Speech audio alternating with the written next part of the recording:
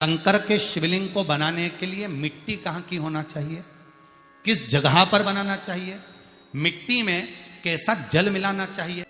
जब शिवलिंग का निर्माण करें, शंकर के शिवलिंग को जब बनाए तो सबसे पहले कैसे बनाए, उस तक का विधान शिव महापुराण में और लिंग पुराण में कहा गया।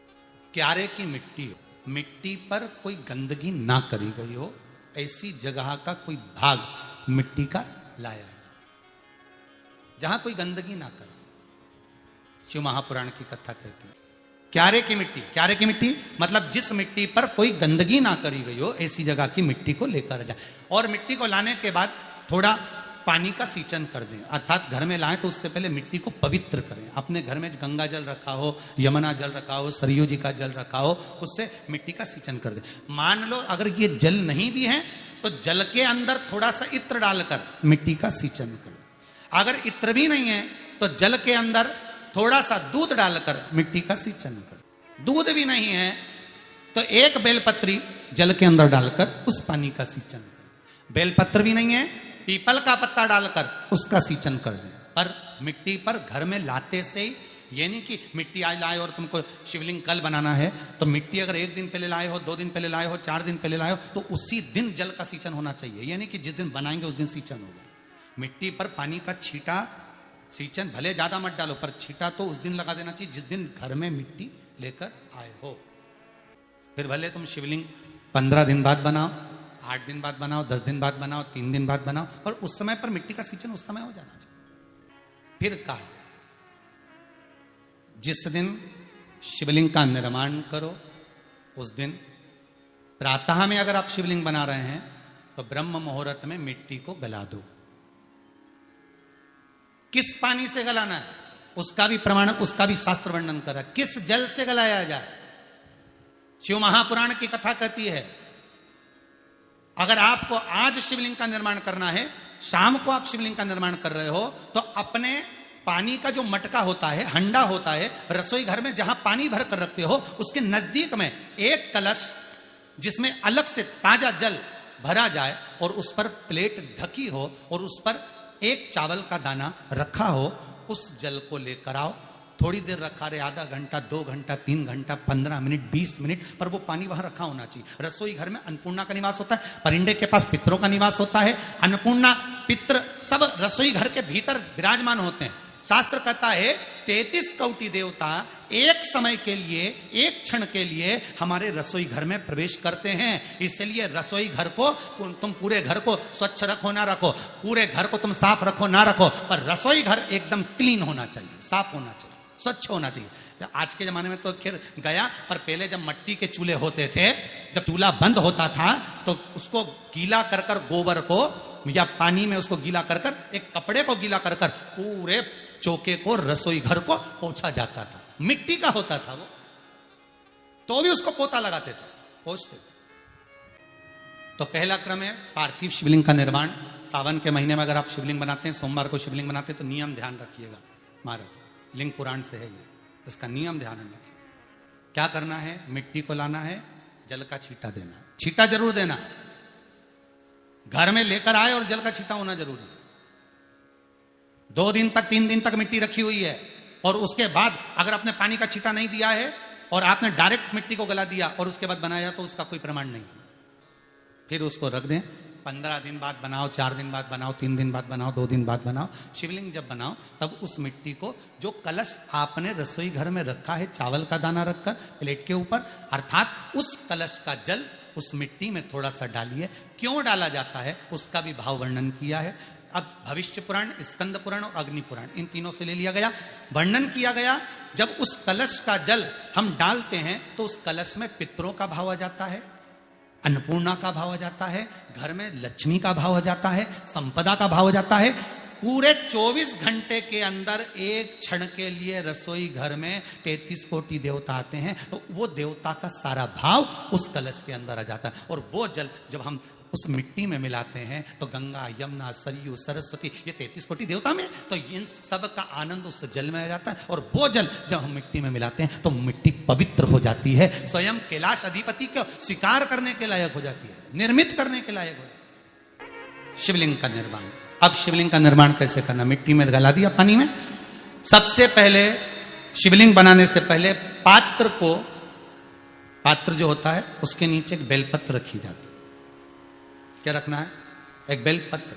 शंकर को झेलने के लिए कोई साधारण नहीं है पात्र जिसपे झेला जाए। स्वयं गंगा शिव की जटा में और आप शंकर के शिवलिंग का निर्माण कर रहे हो, कोई साधारण नहीं हो सकता। स्वयं आप विदेश्वर संहिता के अंतर्गत पढ़े कि ब्रह्मा और विष्णु, ब्रह्मा ऊपर जा रहे हैं, भगवान विष्णु नीचे जा रहे हैं, तो पता नहीं कर पा रहे कि यहां चरण कहां पर और शीश कहां पर है। बस एक बेलपत्र साधारण भाव में, बेलपत्र भी सीधा भाग, और इस बेलपत्र की जो डंडी है वो उत्तर दिशा में रखना है थाली के अंतर्गत जब आप शिवलिंग का निर्माण करें। उत्तर। इसके ऊपर जो गलाई हुई मिट्टी है वो डाल दीजिए, और डालने के बाद सबसे पहले शिवलिंग का स्वरूप बनाना है। सबसे पहले नीचे की जलाधारी नहीं बनाना। क्या बनाना है? शिवलिंग का स्वरूप बनाना। बनाने के बाद उसी शिवलिंग के पास में और मिट्टी डाल लीजिए, फिर जलाधारी का निर्माण करें। फिर जलाधारी, शिवलिंग जलाधारी निर्मित हो गई। शंकर जी का संपूर्ण परिवार शिवलिंग में रहता है, आपको पहले भी कहा। भगवान भूत अधिपति भूतेश्वर भगवान शिव का संपूर्ण परिवार शिवलिंग में, पहले भी कथा में कहा, आज फिर आपको वर्णन कर देते हैं। जैसे ये जलाधारी है गोल, ये चरण है, ये शिवलिंग है। ये जो गोल भाग है जहां पर भगवान शंकर का शिवलिंग रखा है, ये पार्वती जी का हस्त कमल है। जहां से पानी नीचे गिर रहा है, इसके राइट भाग में श्री गणेश जी का स्थान, लेफ्ट भाग में श्री कार्तिकेय जी का स्थान। बीच में जो एक मोटी सी लाइन होती है जलाधारी में है, वो पार्वती जी के सुंदर पुत्री अशोक सुंदरी का स्थान। शंकर जी के ऊपर जो तिकोनी रखी रहती है, उसके ऊपर से जो जल बूंद बूंद नीचे गिरता है, ये जो पानी बूंद बूंद नीचे गिरता है, या आप कलश से जल चढ़ाते हो या आप संगीत से जल चढ़ाते हो, तो ये जो पानी गिर रहा है, ये शंकर भगवान की 5 पुत्रियां, जया, विषहरा, शामरी बारी, दौतली और देव, ये शंकर जी की 5 बेटियां।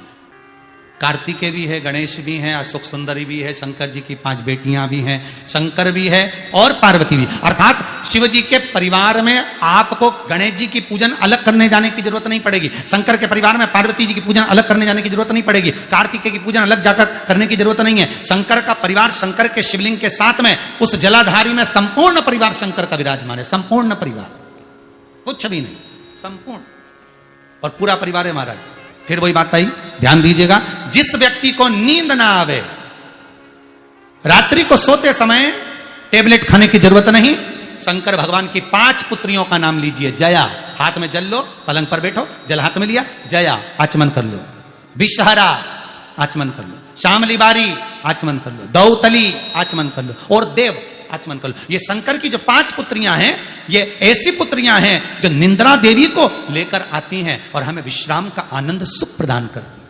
हमारे नैनो, हाँ, यदि विवाह नहीं हो रहा, शादी नहीं हो रही है, बहुत समय से लगन देख रहे हो, शादी नहीं हो रही, बहुत समय से परेशान हो गए कि विवाह ही नहीं हो रहा, हम तो टेंशन में पड़ गए, लड़की 28 साल 30 साल का लड़का हो गया, विवाह नहीं हो रहा, कुछ मत करो। अष्टमी तिथि आए तो अशोक सुंदरी वाली जो जगह है, वहां पर हल्दी की 7 बिंदियां लगा दो, लड़का लड़की का हाथ उस बिंदी पर रखवा दो, उसका नाम गोत्र बोलो, उसी हल्दी में उसके हाथ पीला करवा दो और पीपल के पेड़ पर उस हाथ के 5 छापे पड़वा दो। 3 महीने में विवाह पक्का हो जाता है महाराज। उसका इतना, अशोक सुंदरी के उस हल्दी का इतना प्रमाण, 3 माह के अंतर्गत विवाह नक्की हो गया। इतना इतना प्रमाण है महाराज। भगवान शिव की आराधना का कोई साधारण फल है महाराज। निर्मित करा शिवलिंग। एक बार सब जितने भी टीवी पर बैठे हैं, सम्मुख में कथा सुन रहे हैं,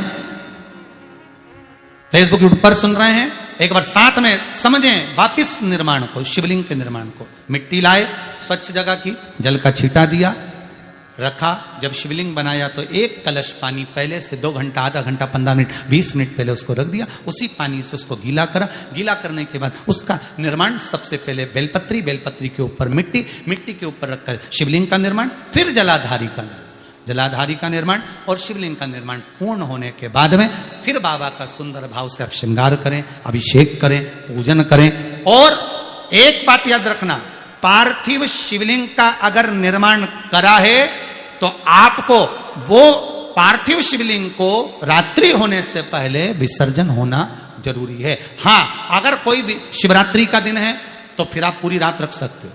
हरतालिका तीज का दिन है, पूरी रात रख सकते हो। बड़ी तीज है, छोटी तीज है, आप शिवलिंग बनाए हो तो आप पूरी रात रख सकते हो। विशेष कोई उत्सव है, श्रावण का महीना है, पूरी रात रख सकते हो। पर बाकी के समय अगर आप शिवलिंग का निर्माण करें तो उसको सूर्यास्त होने के पहले आप उसको नदी में, जल में, जलाशय में विसर्जन करें। विसर्जन करते समय जब आप विसर्जन करें, पानी में अपने पात्र को, शिवलिंग को जब छोड़ें, उस समय पर ध्यान दीजिएगा कि शिवलिंग की जो जल की धार है, जिसका उत्तर की ओर जो जल की धार होती है, विसर्जन करते समय वो जल की धार अर्थात वो उत्तर का भाग हमारी ओर होना चाहिए और थाली इस तरह से पकड़ें कि वो भाग हमको जब डालें तो वो भाग हमको दिखे, थोड़ा सा नजर आए पानी में डालते समय। और जब वो थोड़ा भाग दिखता रहे, और जिसलिए आपने शिवलिंग बनाया, जिस कामना से आपने शिवलिंग बनाया है, वो कामना उस भाग को पानी में देखते देखते बोल दीजिए, वो कामना पूर्ण हो जाती है। इसको कहते हैं पार्थिव शिवलिंग का निर्माण करना और उसकी आराधना करना। उसकी आराधना कई लोग करते हैं, बना भी लेते हैं, पूजन भी करते हैं, और कई बार कहते हैं हमारा काम नहीं, तो उसमें भगवान का दोष नहीं है, दोष अपना देखो। आप आए नहीं, सुबह हो गई, मेरी पूजा की थाली धरी की धरी रहेगी। क्यों नहीं आए, किस लिए नहीं आए, वो हमें देखना।